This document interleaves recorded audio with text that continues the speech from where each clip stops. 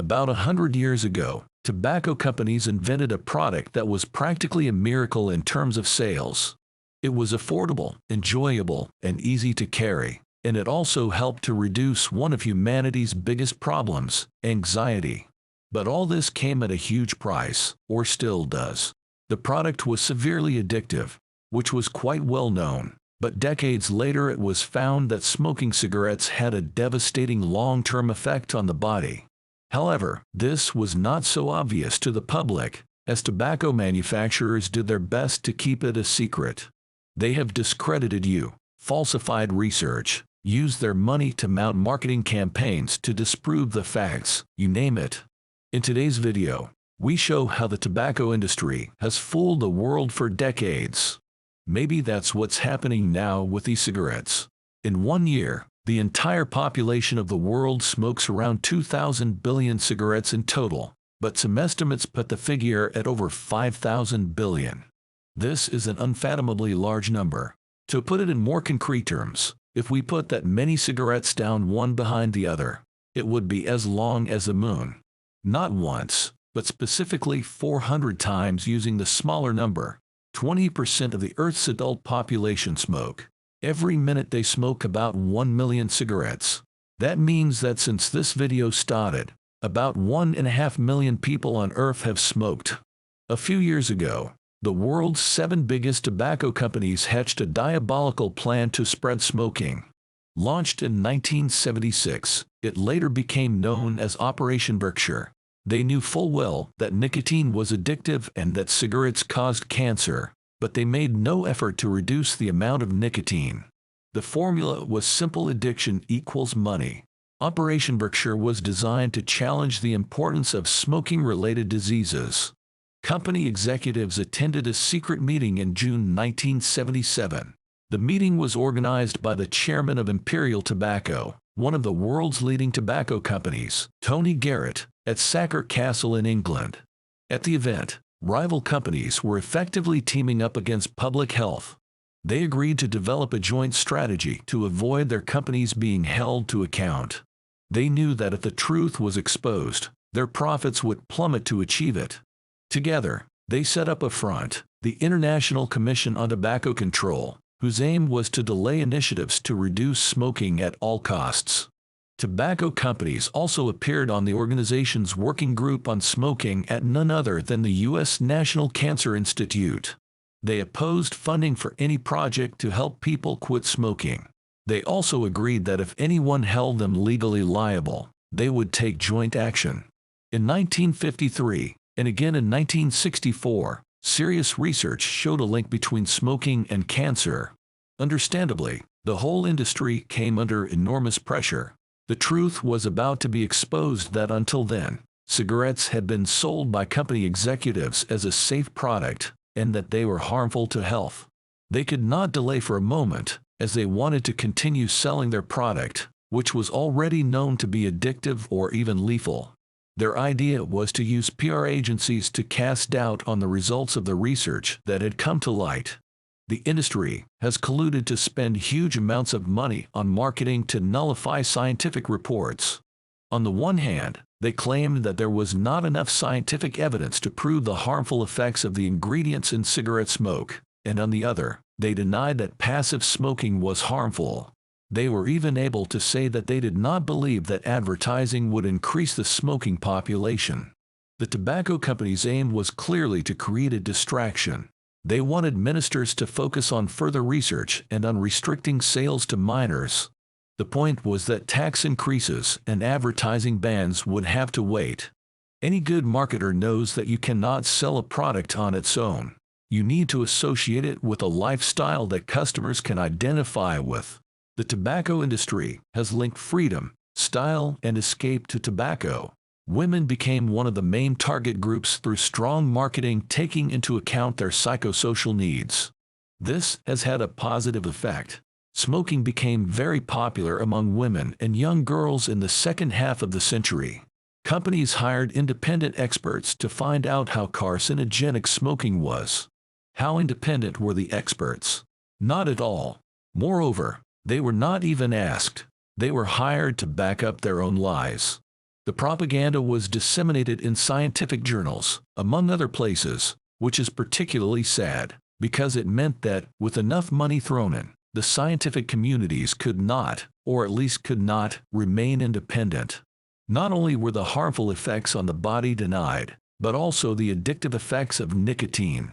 There was evidence here, of course, but it probably goes without saying that they were not impressed. The major tobacco companies Altria, R.J. Reynolds Tobacco, Laura Lard, and Philip Morris have all manufactured cigarettes in such a way as to maximize their addictive effects as far as possible. Everything from the choice of paper to the design of the filters has been designed to maximize nicotine intake. We'll often make videos like this, talking about the dark secrets of big and well-known companies. If you like this type of content, please subscribe to our channel and like this video. On top of all this, they have started to spread the lie that there is a healthier form of smoking. They wanted to appeal to smokers concerned about their health by offering cigarettes with lower tar and nicotine content. The example of the Kent cigarette shows that this new propaganda method worked very well. A theoretically truly independent, high-quality magazine, Reader's Digest, referred to Kent cigarettes as the safest tobacco product. Laura Lard, the manufacturer, didn't need to be told twice. They immediately rode on the unexpected positive publicity. Kent sales rocketed, with an almost tenfold increase in the number of cigarettes sold. In 2 years, they had sold 38 billion cigarettes of this one brand alone, up from 4 billion. Today, we know clearly that passive smoking is also harmful to health because it causes respiratory problems and other diseases. It should be added that this was already known in 1986. Only the tobacco companies, as is their custom, tried to cover it up. A year after a report on this was made public, Philip Morris launched an advertising campaign to trivialize passive smoking. For example, a picture of a smoker in the advertisement was accompanied by the words, "Please don't tell me that cigarette smoke is bad for you." There is simply no convincing evidence that it does. But what methods have they used to influence people and sell cigarettes as a harmless product for decades? Tobacco companies still didn't think their business was big enough. They wanted to persuade more people to take up smoking, so they launched a highly damaging sales campaign, which included asking doctors to promote smoking. The cigarette brand Camel, for example, claimed to be the most popular brand among doctors, citing a survey. However, the survey was heavily manipulated as it was only conducted after doctors had been given a packet of cigarettes as a gift. In America, of course, the government already knew that smoking cigarettes was not the healthiest thing in the world. They tried to crack down on the industry with advertising bans, with more or less success. Unfortunately, it has been less successful. The tobacco industry has adapted to the rules very quickly. First, they moved advertising from TV to newspapers, and then, when they were banned from TV, they started sponsoring sporting events and celebrities in a contemporary influencer campaign. The message was also clear in Hollywood movies. For decades, every movie featured smoking and tried to convey that smoking was cool.